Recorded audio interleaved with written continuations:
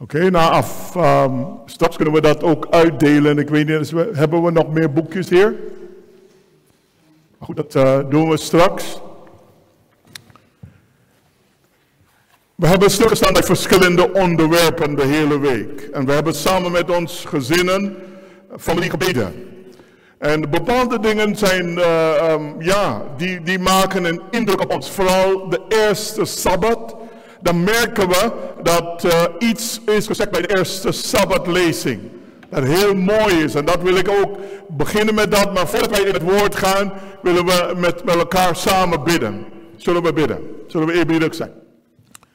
Vader in de hemel, wij zeggen u dank voor dit gelegenheid om hier samen te mogen zijn.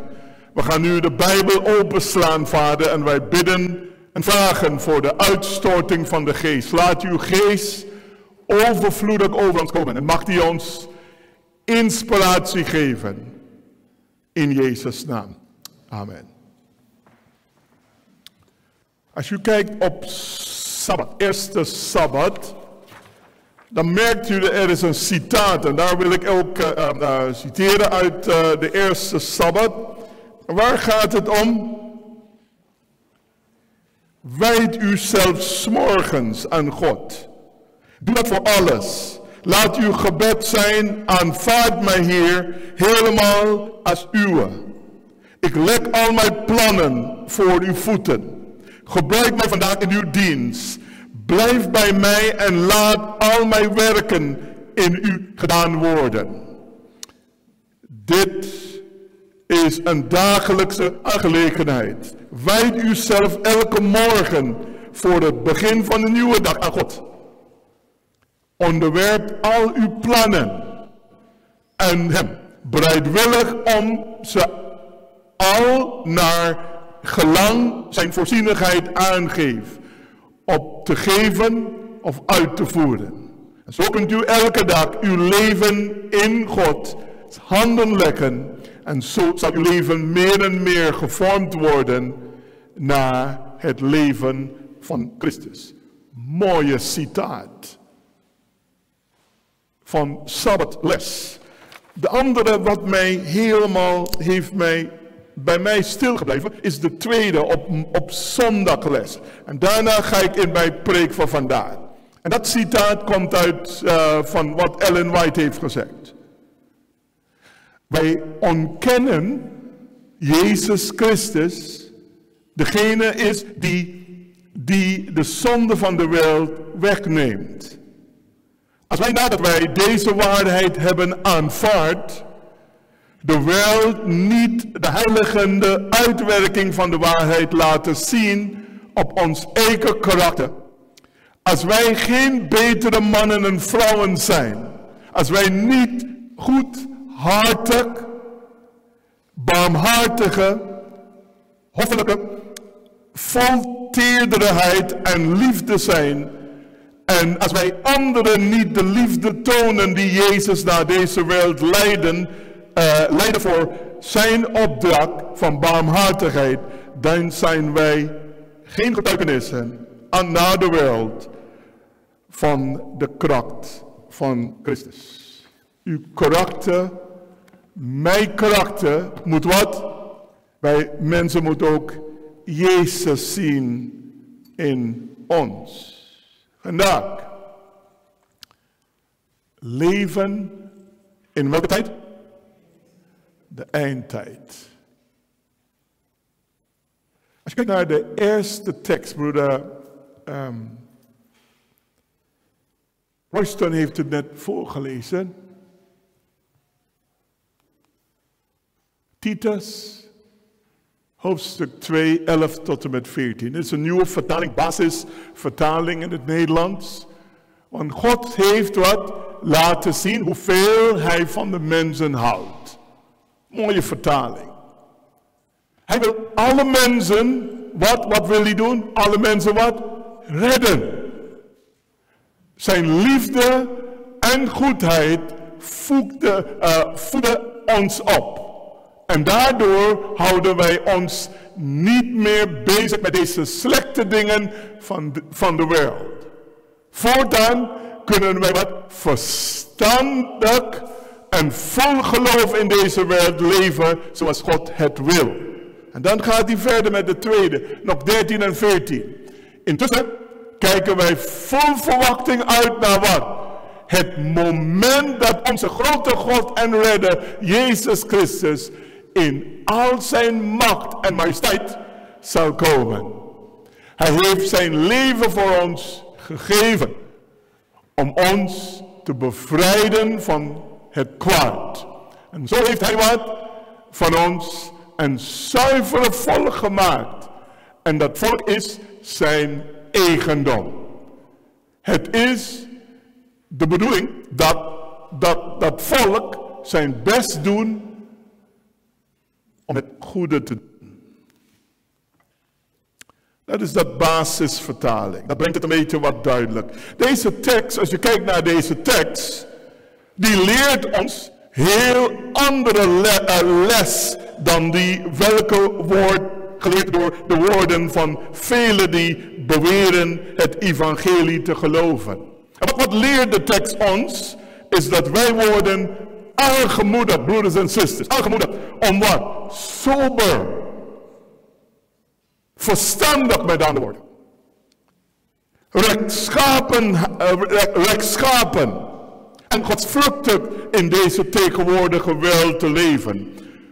En om uit te zien naar de heerlijke verschijning van onze grote God en onze heiland Jezus Christus.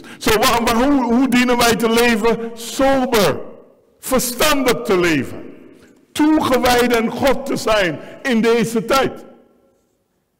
En niet klakkeloos om te gaan met ons leven, maar toegewijd te zijn, omdat we leven in de eindtijd.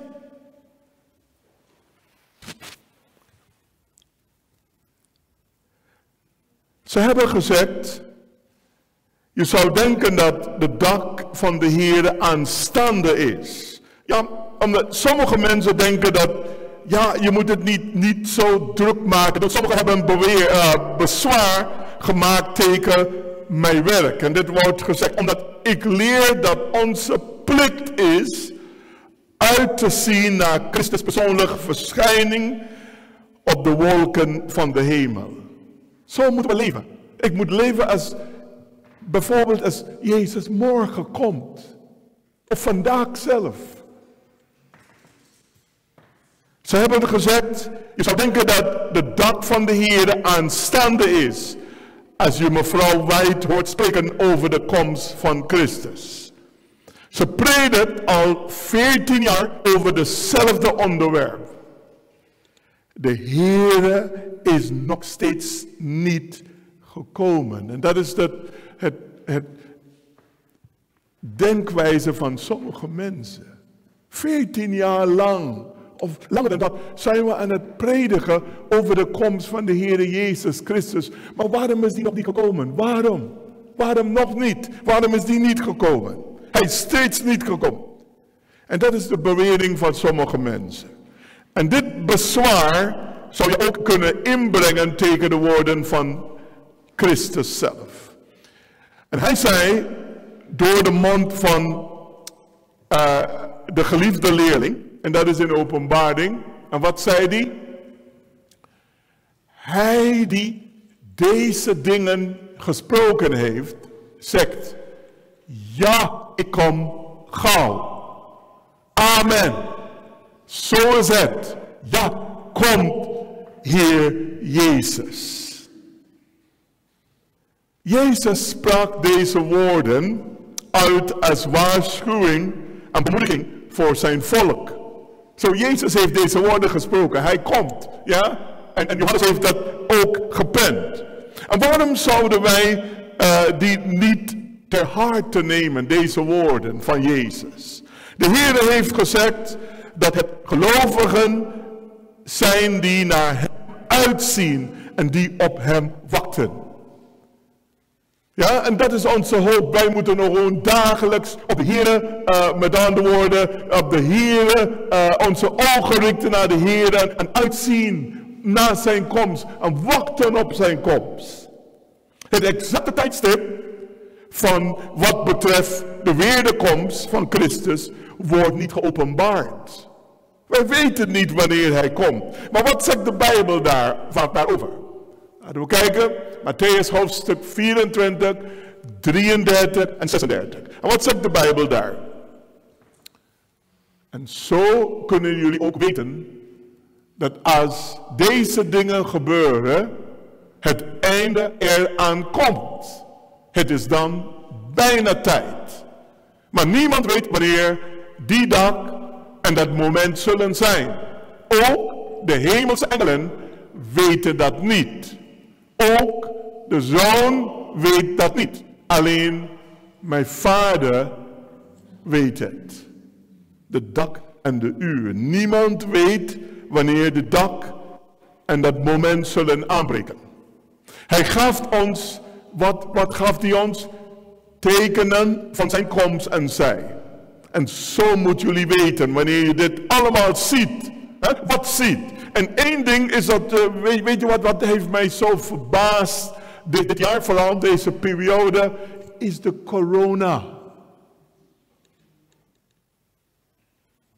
De corona, de COVID-19. Ik was stom verbaasd met de impact deze corona heeft op deze wereld. Het zijn ook signaal van de eindtijd ook. Kan je je voorstellen dat de Bijbel heeft het over de zondagwet gaat gebeuren en allerlei tekeningen van de tijd dat wij zullen zien. Maar wij vragen onszelf, wanneer zal dat gebeuren? Maar kijk hoe de corona is gekomen. De corona is stilletjes gekomen in China. En daarna is verspreid door de hele wereld. En we hebben nog steeds te kampen met dat. En kijk hoeveel mensen zijn dood gegaan in een korte tijd. Alleen Amerika, 240.000 mensen zijn overleden. Is de corona een tekening van de tijd? Dat wijst op de komst van de Heer Jezus?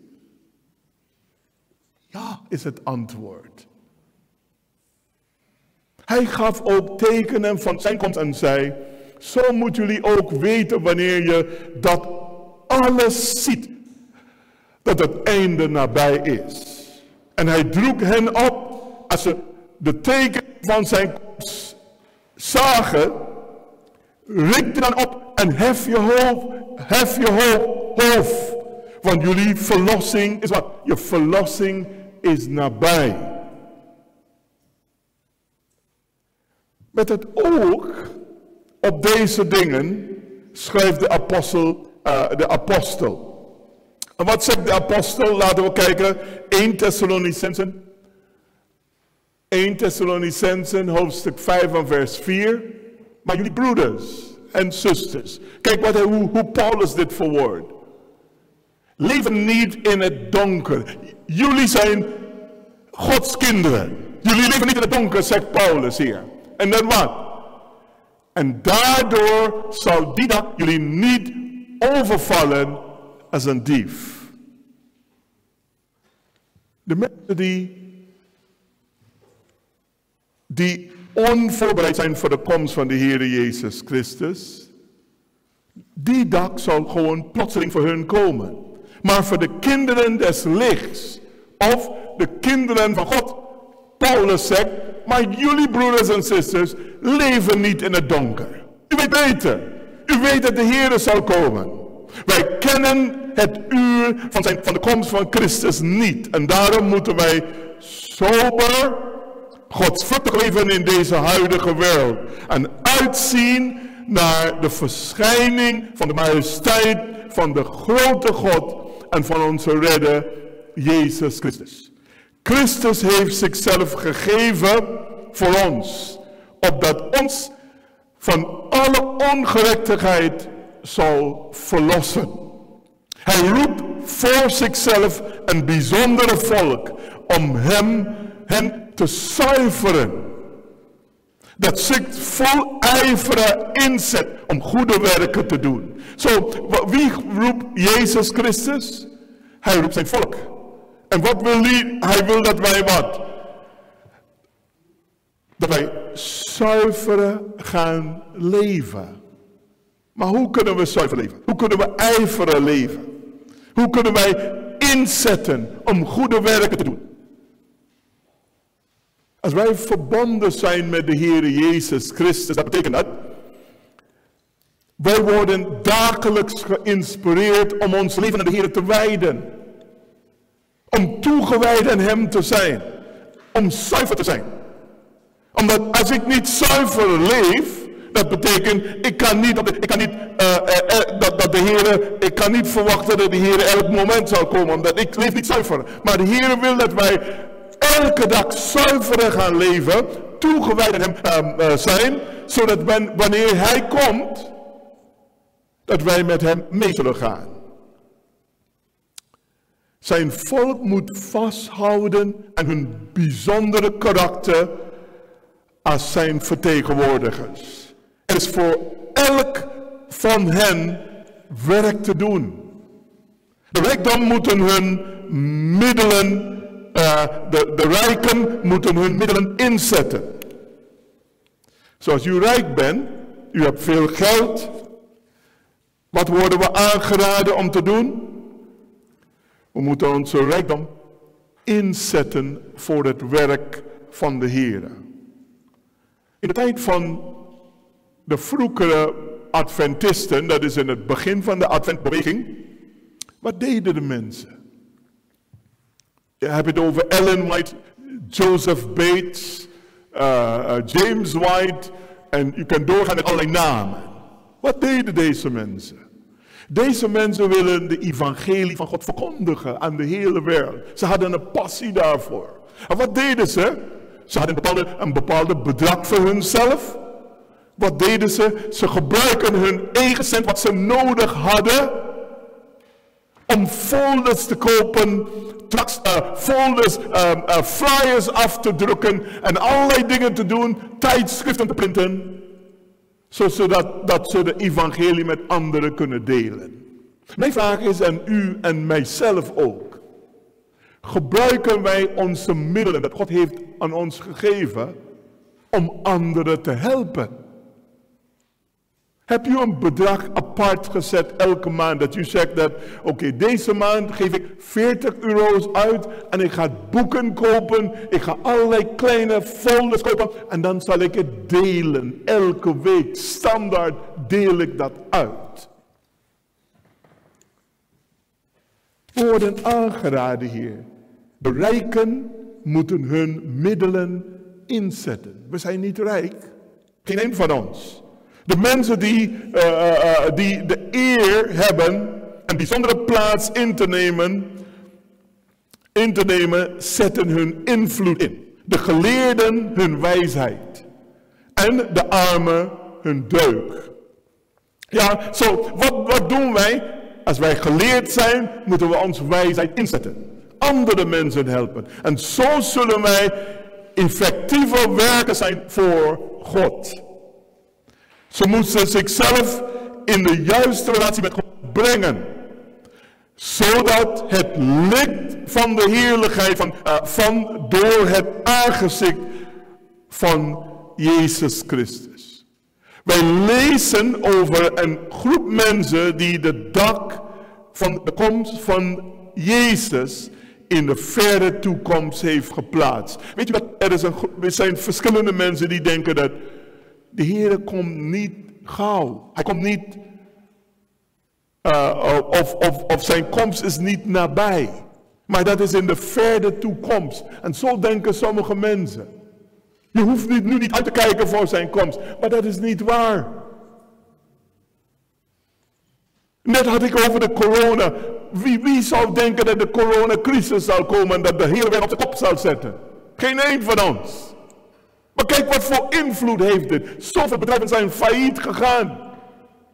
Zoveel mensen die hadden een inkomsten, die hebben het niet meer. Die moeten gewoon gaan steunen op de overheid. Ze vragen de overheid voor steun. Er zijn ook mensen die denken dat de komst van de Heer Jezus is nu niet, maar is helemaal in de toekomst. Misschien 30, 40 jaar verder. Maar dat is allemaal niet waar. Voor hem, zijn komst Voor hen zal zijn komst als een dief in de nacht zijn. Deze mensen die verwachten dat hij heel ver weg zal komen. En ze zullen plotseling worden overvallen door vernietiging. Hoeveel zijn er niet die bereid zijn om in slaap te worden gesust? In een week van menselijke gevoelens van veiligheid. Het wordt tijd dat wij wakker worden, broers en zusters. De apostel heeft ons iets gezegd. Laten we kijken wat de apostel heeft gezegd. 1 Thessalonicenzen, hoofdstuk 5, 5 en 6. En wat zegt Paulus daar? Want jullie hoorden bij het licht en bij de dag. Wij hoorden niet bij de nacht of bij wat de donker. En daarom moeten wij ook niet geestelijk slapen, zoals die andere mensen. Maar wij moeten wat? Geestelijk wakker zijn en goed opletten en nuchter zijn. Ik hou van deze vertaling. Het is een mooie vertaling. Brengt de boodschap even helder uit. Basisvertaling. En luisteren, wat worden wij, wat dienen wij te doen, broers en zusters? Wij moeten ook wakker blijven. Als je kijkt naar de woorden, wij horen niet bij de nacht of in het donker te zijn. Maar we horen bij het licht en de dag. En daarom moeten we niet wat geestelijk slapen. De vraag is aan u en mij, zijn we aan het slapen? Zijn we klaar voor de komst van die? Als Jezus nu zal komen, sta ik wel klaar voor? Ben ik bereid om met hem mee te gaan? Om de eeuwigheid met hem door te brengen? Sta ik klaar voor? Is mijn leven in orde? Zo Paulus zegt, wij hoorden niet bij de nacht te zijn. De nacht, met andere woorden, een donkere leven, in de donker te zijn. Wij moeten niet geestelijk slapen, maar geestelijk wakker worden. Of wakker zijn. Wij moeten wakker zijn om de tekening van de tijd te onderscheiden en mensen te waarschuwen. Is dat wat wij moeten doen? Als u ziet, uw buren zegt, ik weet niet waarom al deze dingen gebeuren. Wat kunt u doen? U kunt getuigen. U kunt zeggen, ik weet het wel. Matthäus hoofdstuk 24 zegt, al deze dingen zullen gebeuren. Pestilentiën. Allerlei ziekten en kwalen zullen komen op in deze eindtijd. Lucas 21 zegt hetzelfde ook. Zo, wij moeten wakker zijn om de tekening van de tijd te onderscheiden en de mensen te waarschuwen. Na deze coronatijd, weet je wat, deze coronatijd moet ons eigenlijk wakker schudden. Maar wat gebeurt met de meeste mensen om ons heen? Ze snappen het niet. Ze begrijpen het niet. Ze zien dingen gebeuren. Veel mensen gaan dood. De corona heeft dat veroorzaakt. Maar dan wat? Hoe verder? Velen in de wereld proberen mensen die de waarschuwing doen uitgaan, het zwijgen op te leggen. Sommige mensen zeggen, daarover moet je niet praten dat Jezus komt gauw. Je moet daarover niet praten. Ze zeggen, alles gaat naar wens. Nee, niets gaat naar wens. Als je kijkt naar Jeremia, hoofdstuk 6 en vers 14. Ze doen alsof er niets ergs met Jeruzalem aan de hand is. Ze zeggen, alles gaat goed. Alles gaat goed. Maar het gaat helemaal niet goed. Kijk de tekst in Jeremia. Wat men zegt, het gaat goed. Het gaat goed. Maar het gaat niet goed.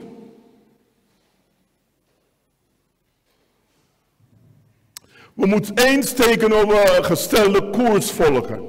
Velen zeggen tegen de opgewonden mensen, val jezelf niet lastig. Ga maar gewoon verder in je goddeloosheid. En dat is wat sommige mensen adviseren anderen.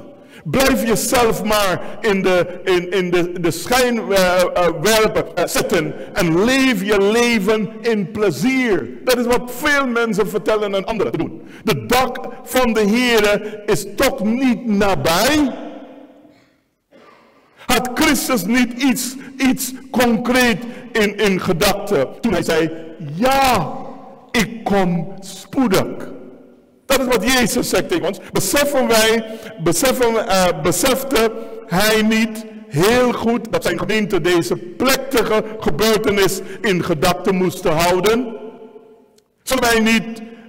Zullen wij met de spotters in de laatste der dagen instemmen en zeggen, hoe zit dat nu met zijn belofte om te komen? De generatie van ons is al gestorven. Maar alles is nog steeds zoals het geweest is sinds het begin van de schepping. En dat is wat sommige mensen denken. Het gaat gewoon door. Alles gaat gewoon door. Niks bijzonders gaat gebeuren. Maar wij geloven dat niet. Ik ben niet van plan deel te zijn van deze groep mensen die dat beweren. Ik ben van plan tot de mensen te richten met een boodschap van de spoedige komst van de Heer Jezus Christus. En dat brengt ons bij deze punt. En grote verantwoordelijkheid hebben wij. Eigenlijk dat andere stukje hoort bij die andere te zijn. Een grote verantwoordelijkheid hebben wij. Zij die de tegenwoordige waarheid kennen, dragen een grote verantwoordelijkheid naar de wereld. We hebben een verantwoordelijkheid. Zij moesten de mensen waarschuwen voor de komende oordeel. Dat is ons taak.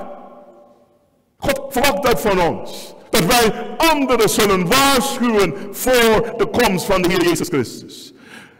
Zij zijn vertegenwoordigers van Christus naar de mensen. Zij moesten niet afgeven op de toestand waarin ze zich bevinden, praten over de duisternis waarin ze zitten, of mopperen en klagen over de moeilijke weg die ze moesten gaan. Ze moesten zich in hun geest tot God richten. En dat is wat wij moeten doen, broers en zusters. De deur van de hart voor Jezus openen en hem binnen te laten, opdat hij bij hen kan zijn.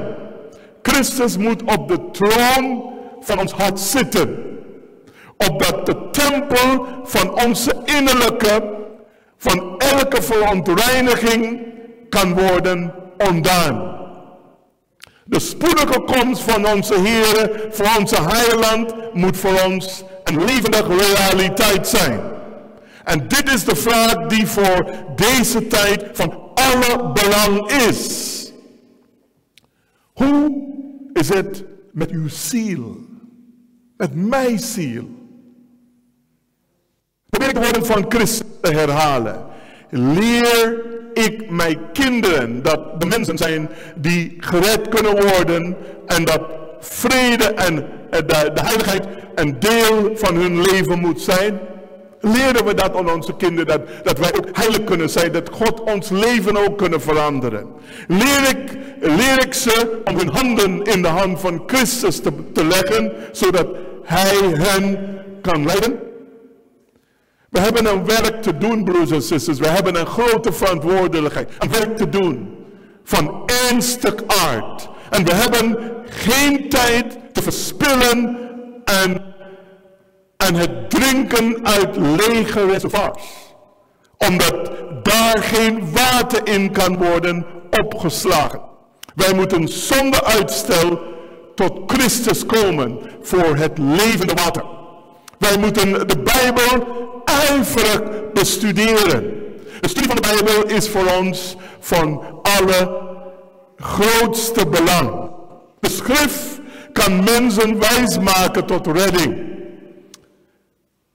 Maar hoe weinig vinden tijd om het woord van God te onderzoeken. En dat is wat we hebben in deze tijd.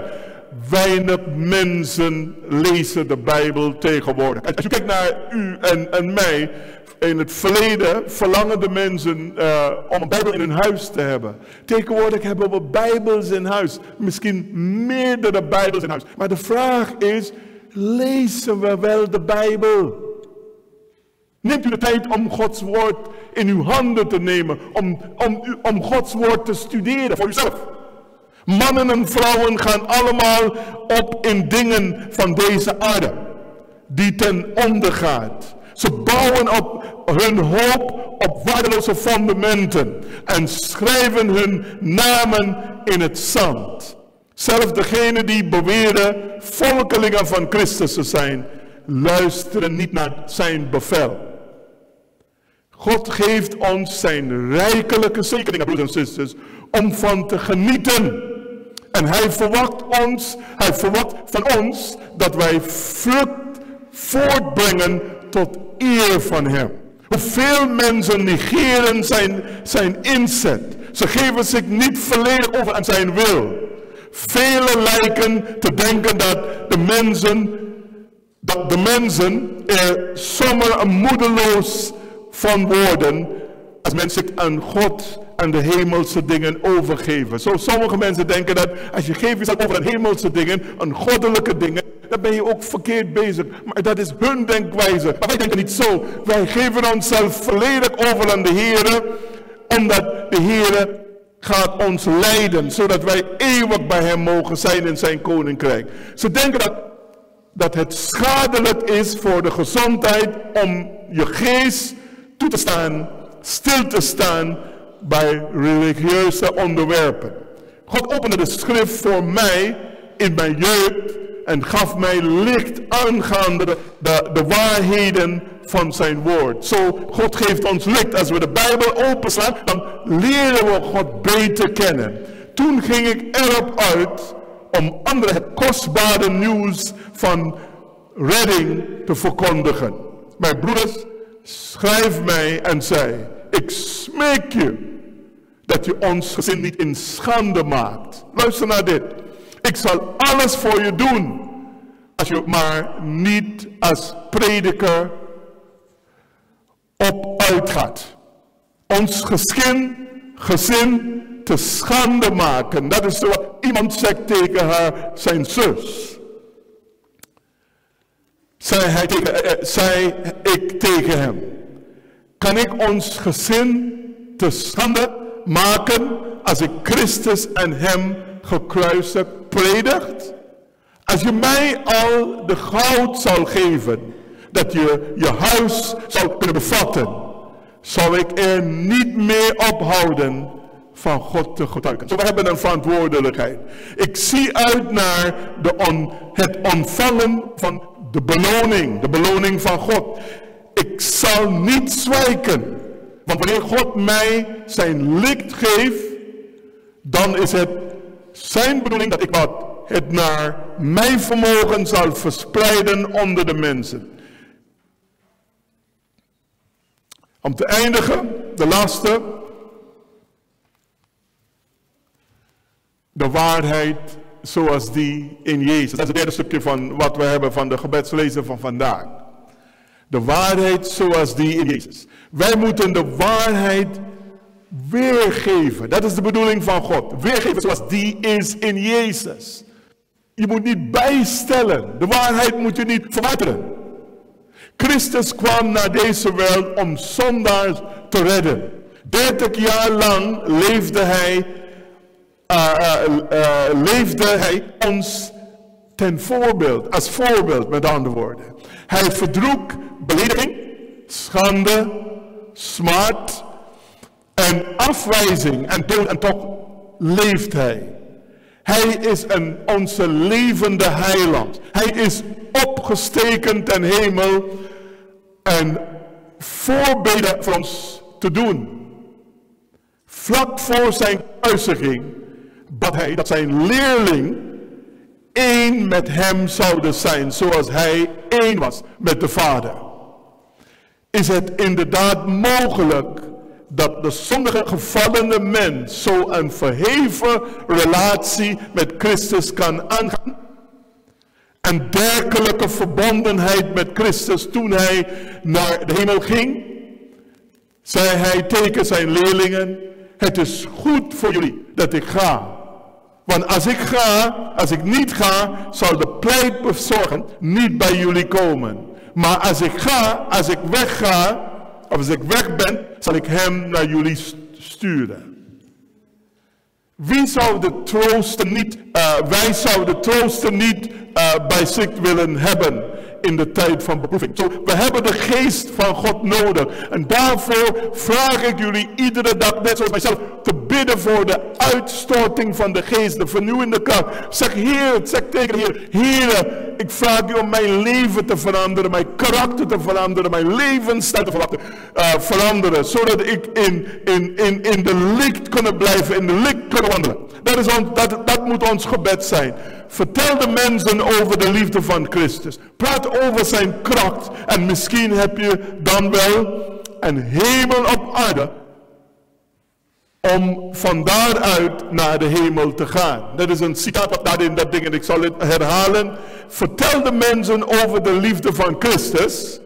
Praat over zijn kracht. En misschien heb je dan wel een hemel op aarde van daaruit naar de hemel te gaan.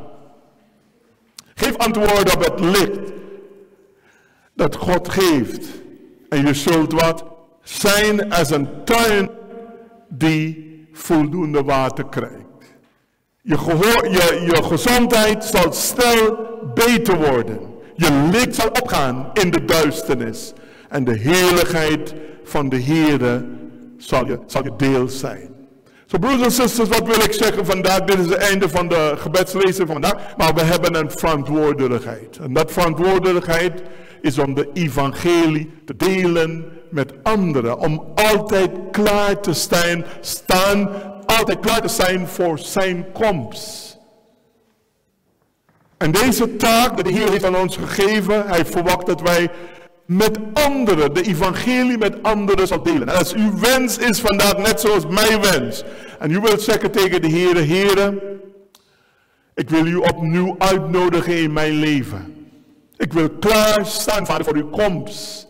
Ik wil ook deel uitmaken van de verkondiging van de evangelie. Ik wil ook u verkondigen aan mijn medemens. Is dat uw wens? Het is mijn wens vandaag. Dit is wat ik aan de Heer wil zeggen. Ik wil u vragen om op te staan. Als u zegt tegen de Heer vandaag, Vader, ik besef mij dat we hebben een grote verantwoordelijkheid. En in de eerste plaats, ik wil mijn leven aan u overgeven. Ik wil mij volledig aan u overgeven vandaag. Ik wil klaar zijn voor uw komst, Vader. Ik wil in het licht wandelen. Ik vraag u om mijn karakter te veranderen, mijn levensstijl te veranderen, mijn levenswandel te veranderen. En u zegt ook tegen de Heer, ik wil ook participeren in de verkondiging, de verspreiding van de evangelie. Is dat wat uw wens is vandaag? Dat u zegt tegen de Heer, Heer, vandaag, ik leg mijn handen in uw almachtige handen. Is dat wat u wilt zeggen tegen de Heer? Dat is wat ik wil zeggen tegen hem. Zullen we in stilte bidden. We bidden in stilte en we vragen de Heer om ons te voorbereiden voor zijn komst. Dat wij ook samen kunnen participeren in de verspreiding van de evangelie.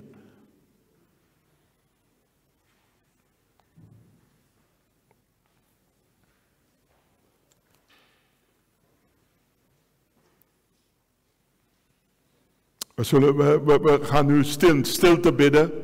En daarna ga ik luid bidden.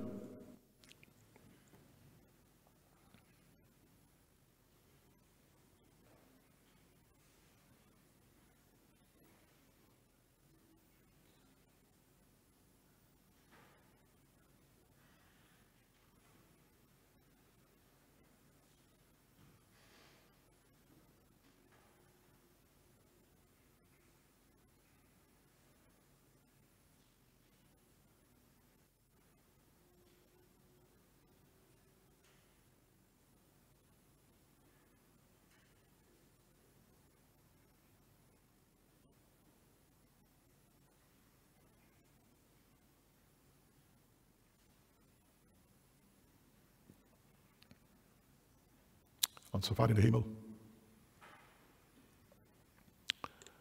Vader, wij zeggen u dank voor Dat oproep dat u hebt aan ons gegeven. Een oproep om in het licht te wandelen. Om toegewijd aan u te mogen zijn. En vandaag willen we onze harten volledig voor u openstellen. Vader, wij geven onszelf volledig over aan u.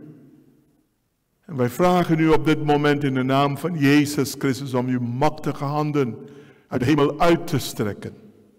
En ieder van ons in deze ruimte aan te raken, van ons hoofd tot ons tenen. Vader, geef ons een nieuwe hart, een nieuwe geest, een nieuwe manier van denken, een nieuwe manier van leven. Help ons, o Vader, om altijd te leven in de verwachting van de komst van de Heer Jezus Christus. Dat wij leven elke dag als dat onze laatste dag is. We bidden, o Vader, voor ook kracht. Net zoals Jezus dat aan de discipelen hebben uitgelegd. Heeft uitgelegd in Handelingen hoofdstuk 1 en vers 8. U zal kracht ontvangen. En u zal de evangelie verkondigen. In Jeruzalem, in Juda, in Samaria en alle andere delen van de wereld. Vader, wij bidden ook om kracht. We bidden voor de kracht van de Heilige Geest. De salving. De doop van de Heilige Geest op dit moment. Dat u ons helpt, o Vader, om verbonden met u te zijn. Dat wij ook toegewijd aan u mogen zijn. Dat wij uit dat toewijding, uit dat verbondenheid met u, Vader, dat wij ook de evangelie kunnen delen met anderen. Dat wij ook ons mond kunnen open doen en u verkondigen aan anderen. Geef ons de kracht hiervoor. Geef ons de wijsheid hiervoor. Help ons, o Vader, te beseffen dat wij hebben en verantwoordelijkheid. En dat verantwoordelijkheid is u te delen met anderen. Mogen ons leven ook een prediking zijn. Dat ons leven een getuigenis zou zijn van uw liefde. Dat de mensen zien niet alleen dat wij praten iets, maar ze kunnen ook zien dat wij ook, de manier hoe wij leven ook, Vader. Kom opnieuw in ons harten. Verander ons van binnen. Geef ons een nieuwe manier van denken, een nieuwe manier van leven. Help ons ook om toegewijd aan u te zijn, Vader, en toegewijd aan u te blijven. Dit is ons wens in de naam van Jezus Christus. Amen.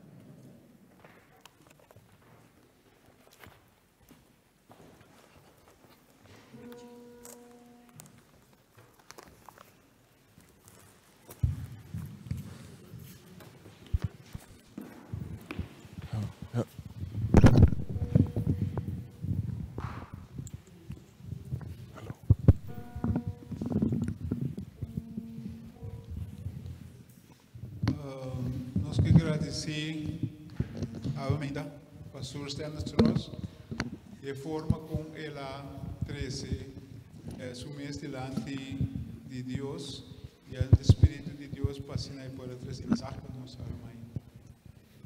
Também me quero pedir o diácono e prestem para acabar.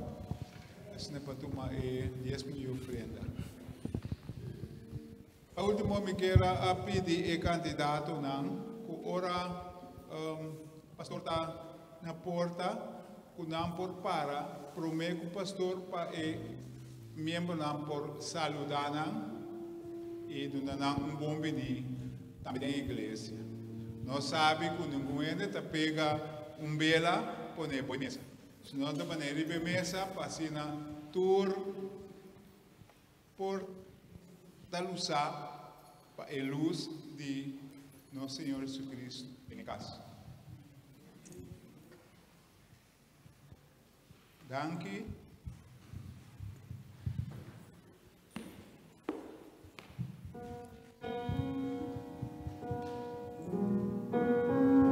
Mientras que el diácono está pasando a recoger el diezmo y ofrenda, nos lo va a cantar. Luego, Anchor Wanda.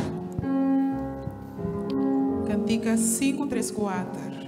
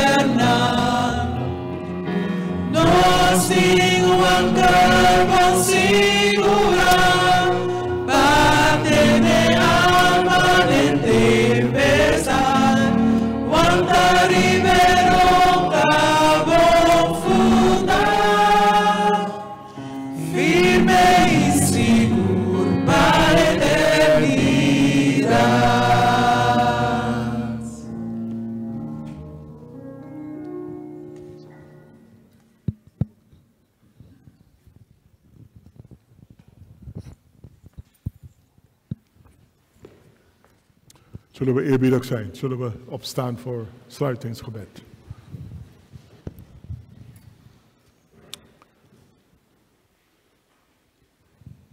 Onze Vader in de hemel, we zeggen u dank voor de tijd wat we hebben doorgebracht in uw bedehuis. We hebben stilgestaan vandaag bij een aantal dingen over uw woord, Vader. Hoe belangrijk het is om u te aanbidden. We hebben net stilgestaan, leven in de eindtijd. Hoe wij in de eindtijd mogen leven. Nuchter, sober. Altijd oplettend te zijn in wat gebeurt om ons heen. Help ons ook om geestelijk wakker te blijven, Vader. Dat we ook alert mogen zijn, dat wij ook aandacht mogen besteden aan de tekening van de tijden. Bijzonder, Vader, vragen we u om ons te helpen, Vader, om toegewijd aan u te zijn. Dat we ook iedere dag mogen beginnen met gebed en bijbelstudie. Dat we ook verbonden met u mogen zijn, dat wij ook hand in hand met u door ons levenspad mogen gaan. Dat we ook 's avonds de dag kunnen eindigen met gebed en bijbelstudie. Help ons ook altijd te leven in de vol verwachting van de komst van de Heer Jezus Christus. Help ons, o Vader, om de evangeliën, om uw woord te delen met anderen. Omdat als wij opstappen en als wij uw woord gaan delen met anderen, u hebt ons beloofd in Matthäus hoofdstuk 28, dat u zal met ons meegaan. We hoeven niet alleen te doen. Wij worden geleid en geïnspireerd door de Heilige Geest om dingen te zeggen. We bidden voor de gemeente Refugio in het bijzonder, voor ieder van ons, Vader, voor ieder gezin die hier vertegenwoordigd zijn. We vragen u om ons te helpen, Vader, om persoonlijk verbonden met u te zijn, dat wij ook u lief mogen hebben met heel ons hart, heel ons ziel, heel ons verstand en heel ons kracht. Geef ons de wijsheid wat wij nodig hebben, de kennis wat wij nodig hebben. En boven alles, Vader, help ons ook om onze handen in uw handen te plaatsen. We bidden ook voor alle zieke mensen onder ons. Vader, de mensen die ziek zijn, bidden we ook in de naam van Jezus Christus om uw genezende handen uit de hemel uit te strekken. En iedere ziek persoon aan te raken die hier zijn en ook die luisteren online. We bidden ook voor al onze broeders en zusters in het bijzonder, al onze bezoekers, dat u over ons zal ontfermen, dat u ons aan zullen raken, o Vader, dat u ons elke dag zal begeleiden door ons levenspad. Mogen wij, o Vader, uw liefde en uw nabijheid elke dag ook ervaren. Mogen wij ook groeien in de hoogte en de diepte van uw liefde. Mogen wij u lief hebben met heel ons hart, heel ons ziel, heel ons verstand en heel ons kracht. Vader, zeker ieder gezin die hier vertegenwoordigd zijn. Zeker iedere man en vrouw en kinderen. Vader, we bidden ook dat u ons dagelijks zal voorbereiden voor de komst van onze Heer Jezus Christus. We bidden ook voor de collecte wat we hebben opgehaald, dat u dat ook zal zekeren dat gebruikt zal worden om uw werk voort te zetten hier op de aarde. Wees met ons, leid ons verder door de andere gedeelten van de Sabbat. En mogen wij altijd geleid worden door u, gezegend worden door u. Mogen we altijd aangeraakt worden door u. U hebt ons beloofd, Vader, dat als wij deze woorden gaan uiten, dat u uw volk zal zegenen. De Heere onze God, zegene u en behoede u. De Heere doet zijn aangezicht over u lichten en zijt uw genade. De Heere verheffen zijn aangezicht over u en geven u zijn eeuwige shalom, zijn eeuwige vrede. In de naam van Jezus Christus, onze Heer. Amen. We wensen jullie allemaal, broeders en zusters, een heel gezegende Sabbat, verlies Sabbat. God zegen toegewenst. Mientras que el candidato no va para na porta para tu otro miembro de una saludo, nos lo va cantando el cantica final, conta de grandeza del Señor.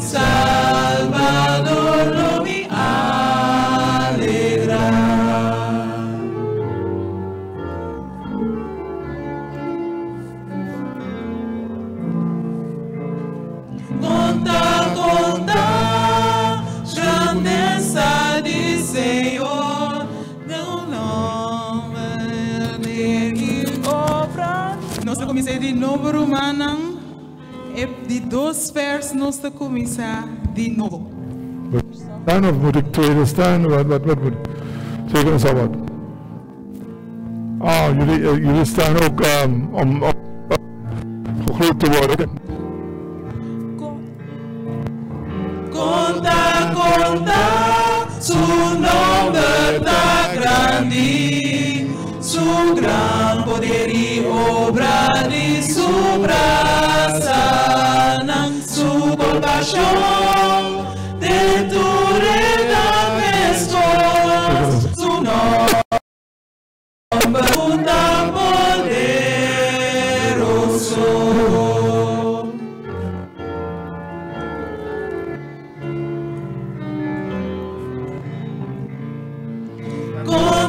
Conta de su poder grande, tu gran dominio da verde, valor, corazón,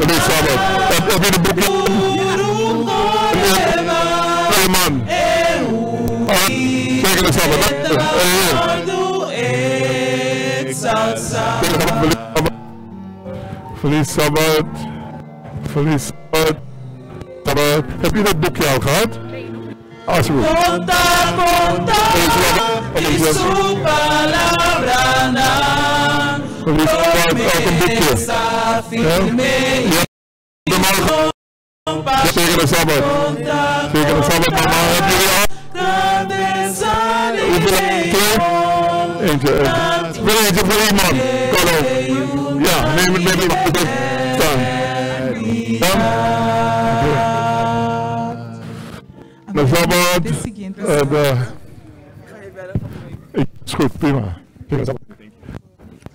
Ik de Sabbat. Jij hebt eentje nodig. Je mag neem eentje en neem iemand anders ook. Ja?